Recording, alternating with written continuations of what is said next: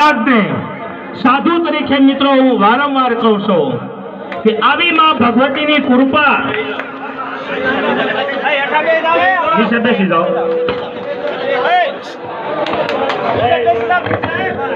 અને જે ભાઈ આ ઉભા છે ને એને બે હાથ જોડીને અમે વિનંતી કરીએ છીએ કે પ્રેમથી છે ને બેસી દો ભાઈ. હા ચાલો, આ તો નાનું મેરામણ છે ભાઈ, એટલે શાંતિથી બેસી દો. આ દરવાજા પાસે ઉભા ને એ બધા બેસી જાઓ મારા બાપ. અને આ ભાઈ રામભાઈ મારા બાપ બેસી જાઓ, બેસી જાઓ. હા, જ્યાં તમને જગ્યા મળે ત્યાં બેસી જાઓ.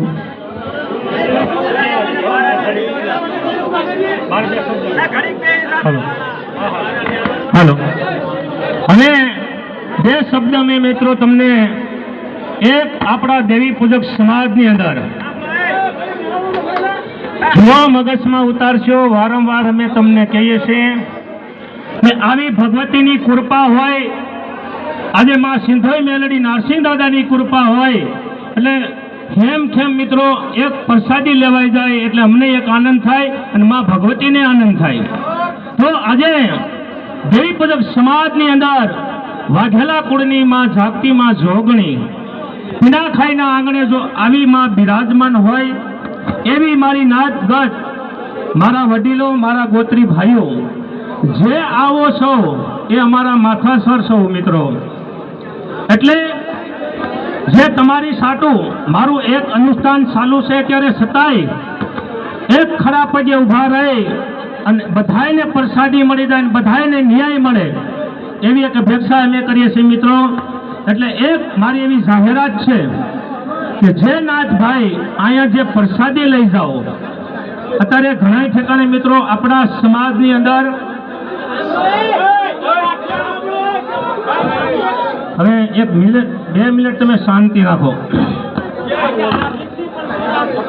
સમાજની અંદર મિત્રો એક આપણું એવી દેવી પૂજક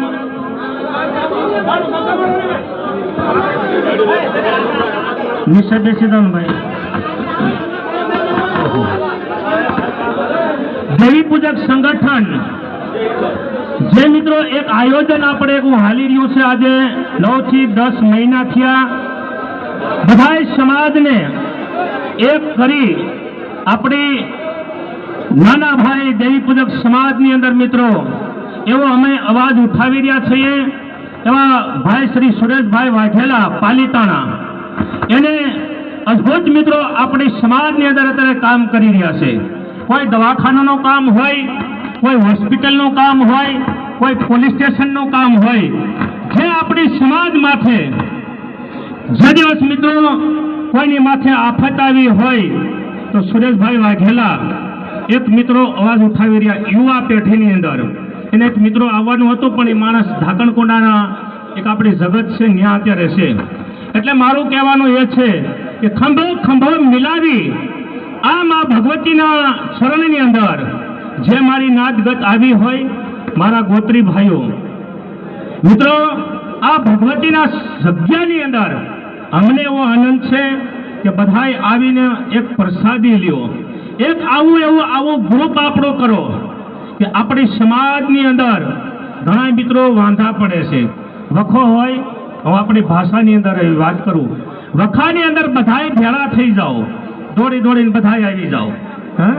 પણ એક કોઈ માં ભગવતીની માથે, કોઈ માણસ માથે ખોટી રીતે જો આફત આવી હોય અને એક થઈ અને મિત્રો લડવાની એક હું આજથી એવી આ ધારણા કરું છું માં ભગવતીના જગ્યાની અંદર કે એક સાચી વાતની અંદર કોઈ દેવી પૂજક સમાજની અંદર વિપત પડી હોય ખોટી રીતે અને એવી વાત જાહેરાત કરું છું કે સમાજની અંદર કોઈ વાંધો પડ્યો હોય, ભલે આપણા સમાજની અંદર વાંધો થાય છે અને એ વાંધો નાથ સમાજ જ મિત્રો કરે છે. હા, એટલે જેને વાત અડી જાતી હોય, હગો મારો દીકરો હોય કે હગો મારો ભાઈ હોય, એને મિત્રો સાથ આપોમાં. અમારું એ કહેવાનું એ છે કે સાથ આપોમાં જેટલો તમે સાથ આપો છો ખોટા માણસને એટલે આ દુનિયા ડોળાય છે. આપણે દેવી પૂજક સમાજની અંદર વાંધા રહી છે કે એક કોઈ પણ નાથ સમાજની અંદર કોઈ માણસની અંદર એક ભૂલ આવી ગઈ હોય એ ભૂલનો સુધારો તો આપણી નાત કરે છે, બીજું કોઈ નથી કરતું. જેને ભૂલ આવતી હોય એને ભૂલનો ભોગ આપી દો, ન માને તો એને એક સમાજની બહાર ગટાઉસ કરી દો, એની માથે સજા હોય. જજની અંદર મિત્રો તમે જોજો કે અદલ કાંટો તો એક જજ પાસે હોય. આજે હું દેવી પૂજક સમાજની અંદર ખુદ અત્યારે વાંધો હાલી રહ્યો છે મિત્રો, એટલે હું તમને એવું કહેવા માંગુ છું કે હવેથી એવા જાગો કે જે ખોટો માણસ હોય એક થઈને લડો. તમામની માથે કોઈ પણ કામ હોય, સરકારી કામ હોય, નાતનું કામ હોય, સમાજનું કામ હોય, ગ્રામ પંચાયતનું કામ હોય, બધાને એક થઈ કોઈ પણ માથે વિપત પડે યુવા પેઢીને હું કહેવા માંગુ છું. અને મિત્રો તમામને એક ફોને હાજરી આપવાની. વાઘેલા પરિવાર હોય અથવા કોઈ નાની નાટગત જે આ સમાજની અંદર માનતા હોય, પછી આ સમાજની અંદર વાંધા પડે કે કોઈ ભૂલ હોય ને ભૂલનો ભોગ. અને એક મિત્રો હું તમને સમાજને કહું છું, નાતને કહું, જાહેરાત કરું છું કે આપણી સમાજ જેની આગળ પાછળ બંધન કરી નાખે પછી એને ડબો આપી દે, આપણી સમાજને સજા આપે છે તો બધાય સદાની અંદર સહી હોય, છતાંય કોઈ આપણો ધર્મનો અથવા કોઈ 33 કોટના દેવનું એની પાછળ મિત્રો લખીને આપે કે આની હારે કોઈ વ્યવહાર ન કરતા અત્યારથી. પણ અત્યારે તો એવા નાચીલા છે ને ડબલ રોલિયા. હું ડબલ રોલિયા હતો, 2 એન્જિન, એક આંધળો સાંકળો ને 2 બાજુ હાલે, આમે હાલે ને આમે હાલે ખાવા હાટું મિત્રો. એટલે હું સમાજને કહું છું કે જેની ભૂલ આવતી હોય અને જેનો ન્યાય થયો, જેને ડબો આપ્યો હોય એને તમે સજા આપો, એને સાથ આપો. જો સાથ આપશો તો આપણી સમાજની અંદર સમાજ સુધરશે નહીં મિત્રો, નહીં સુધરે. એનું કારણ છે કે ગમે સમાજની અંદર વાંધો બધાની અંદર પડે છે. એટલે સુરેશભાઈ વાઘેલા પાલિતાણાની અંદર મિત્રો ઠેઠ આપણા જુનાગઢ જિલ્લા સુધી આપણે અત્યારે દેવી પૂજક સંગઠનની અંદર જોડાણા છે મિત્રો. કોઈ આપણી માથે વિપત પડી હોય, સરકારી વિપત પડી હોય, કોઈ કાર્ય ન થતું હોય, તમે જોજો મિત્રો, આપણે જે આમાંનામાં છે આપણા ગામની અંદર કોઈ પ્લોટ ન મળતો હોય, કોઈ સરકારી કામની અંદર ખોટી રીતે કોઈ કેસ કબારો થયો હોય તો એક થઈ અને જો એક થઈને લડશો ને તો મિત્રો આપણો કોઈક અવાજ સાંભળશે, સરકાર સાંભળશે. ઠેઠ મિત્રો તાલુકોની પણ જિલ્લાની અંદર કોઈક અવાજ ઉઠાવશો સાચી રીતિથી તો આપણો અવાજ કોઈક સાંભળશે. એક થઈને રહેવો તો અહીંથી પ્રસાદી લઈ લીલો આમ કરતો તો નહીં કોઈ માને મિત્રો, બધી વાત દોડાઈ જશે. એટલે હું તમને કહેવા માંગુ છું કે અત્યારે જે સમાજ આવી છે એ એક થઈ અને બધાએ લડો મિત્રો. અને એ લડતરની અંદર મારો પૂરો સાથ છે. તમામને જેની માથે વિપટ પડે, ધર્મની માથે વિપટ પડે, ગમે એની માથે મિત્રો સાસો હોય ને એને સાથ આપજો, સાથો હોય ને. આ ભગવતીના સજ્જાની અંદર આજ 8મનો તહેવાર છે. આટલી મારી સમાજ બેઠી છે, આટલી મારી નાદગત છે મિત્રો. હાસાને સાથ આપજો ને ખોટાને ન આપતા. જો મગજમાં ઉતરતું હોય ને તો બધાને હા છે કે ના? ખોટાને સાથ અપાય કે હાસાને? તો હાસાવા રહો, આ સત્ય બોલો છો. ખરેખર જો મિત્રો સત્ય બોલતા હોય ને, એ ભૂલ આવે ભલે મારા દીકરાની ભૂલ હોય કે મારી હોય, હું ભેદદારી છું, મારી ભૂલે તો મને કહી દો કે તમારી ભૂલ છે. ગમે એના મિત્રો એ જગ્યાએ હું હોય તો મને કહી દેવાનું કે તમારી ભૂલ છે. પણ મિત્રો અદલ કાંટો એક જજની ગુણે રાખજો ન્યાય.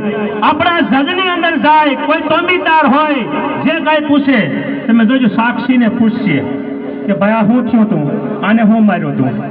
એ 5 જણાનો રિપોર્ટ જાણી પછી સજા કરે છે, ત્યાં સુધી કોઈને સજા થતી નથી. એમ આપણી નાતની અંદર એક એવો કાયદો કરો, 5-10 જણાનું જાણો કે આ માનો હાસો છે કે ખોટો હોય તો એને ખરેખર મિત્રો સજા આપો. જો આ કરશો ને તો તમારી યુવા પેઢી કાંક સુધરશે, નકર સુધરશે નહીં. એટલે મારું કહેવાનું એક છે કે હવેથી બાળકને શિક્ષક ભણાવશો તો આપણી કાંક પ્રગતિ થશે, આપણી કાંક વિકાસ થશે. જો વિકાસ વગર આપણે હજી અંધારામાં પીડે, આપણે કાગળિયાની અંદર છો. રોડ રસ્તાની અંદર આપણે હશું, ગમેના તમે જોજો મિત્રો, ગમેના બજારની અંદર આપણી બહેરો, આપણી બેન દીકરી, આપણો ભાઈ દીકરો ફાવે એમ વર્તન, ખાવે એમ ગાળ બોલી જશે, એટલે આપણો ધડ દિન કોક મારી લે હે મિત્રો. એટલે હું એક તમને કહેવા માંગુ છું કે કોઈ બજારની અંદર કોઈ આપણી બેન દીકરી ગેર શબ્દ ન બોલવી જોઈએ. એ આપણી મિત્રો ખાસિયત છે, ખાસિયત છે. કેવી કે જો આપણી બેન દીકરી ગાળ બોલે તો બીજી સમાજને એમ થાય કે આ દેવી પૂજક છે. દેવી પૂજક એટલે શું કહેવાય મિત્રો? હજી તમને કોઈને ખબર નથી. દેવીને પૂજક મોરારી બાપુએ એક રામકથા કરીને મિત્રો, દેવળાના પટની અંદર મોરારી બાપુ હનુમાનજીના ઉપાસક, ખુદે એને થાળીમાં લઈ અને જમ્યા હોય હારે કઈ એમ કીધું કે આ દેવને માને. મોરારી બાપુએ હાથમાં ડાક લઈ અને ડાકની દાંડી વગાડી મિત્રો. ડાક છે માં ભગવતીનું છે, ડાકની દાંડી વાગે એટલે માં ભગવતીને જાગવું પડે છે. માતાજી ભરી મંદિરમાં હોય અને ડાકની દાંડી વાગે ને માને જો જાગી જાય અને પછી જ ભૂવા ધૂણે મિત્રો. એમના ભૂવા નથી ધૂણતા. ભાઈ શ્રી દિલાભાઈ જેવા માનો વૈરાગ કરે, વૈરાગી થાય તો એ માં ભગવતીની પ્રગટ થાય. એટલે મિત્રો હું તમને એ કહેવા માંગુ કે એક આપણી સમાજની સોશિયલ મીડિયા બહુ ચાલે. કેવો ચાલે મિત્રો? એક મગજમાં રાખજો, ક્યાંય પણ આપણી સમાજની અંદર વાંધો પડ્યો હોય, વખો પડ્યો હોય ને, એની જેમ ફાવે તેમ ગાળું બોલી અને મિત્રો વિડીયો વાયરલ થાય છે. સમાજ આપણી ટીકા કરે છે, નિશા પાડે છે. નિશા એવા પાડે કે છેલ્લી કક્ષાના દેવી પૂજક. એનું કારણ છે કે આપણા છોકરા, આપણા ભાઈઓ જો આ વિડીયો જાહેરાત કરે છે, વિડીયો બહાર પાડે તો એ સમાજ મિત્રો આપણને નિશા પાડે છે. ગમેના સમાજની અંદર, જે સમાજની અંદર કાંક આપણી સમાજની અંદર વખો પડે ને, ત્યાં મિત્રો એક તમે મોબાઈલનો સખત મનાઈ કરાવી નાખો. જે કોઈ મોબાઈલમાં ઉતારે એની નાચ સમાજની અંદર એને દંડ કરો, માં ભગવતીની શિક્ષા આપો. અને એક હવેથી મિત્રો અમે એ કહેવા માંગીએ, વારંવાર દેવી પૂજકને જો સુધરી જાઓ તો કે ખોટી રીતે ગાળું બોલી અને વિડીયો જાહેરાત ન કરતા. કોઈ બેન દીકરીની હેપ ખુલ્લી પાડોમાં મિત્રો, જો આપણી બેન દીકરીની હેપ ખોટી થાય છે એટલે આપણી સમાજ નીચે પડે છે. એટલે આપણી સમાજને એમ કહે છે કે છેલ્લી કક્ષાના દેવી પૂજક. 18 વર્ષ મિત્રો અત્યારે સુધરી ગયું છે, 18 વર્ષ અત્યારે આગળ ગયું છે, વિકાસની અંદર ગયું છે. પણ હું તમને એ કહેવા માંગુ છું મિત્રો, કાંક જો વિકાસ કરશું અને કાંક પ્રગતિ યુવા પેઢી કરશે ને, પાઘડીઓ વાળા તો અત્યાર સુધી કરીને વ્યાઈ ગયા, પણ હવે નાની સાંજ આ નાની પ્રજા કાંક વિકાસ કરશે ને કાંક ભગવતીની નામ લઈ આગળ જા તો મિત્રો પ્રગતિ થાય. સરકાર સુધી આપણી કોઈક અરજી સાંભળશે.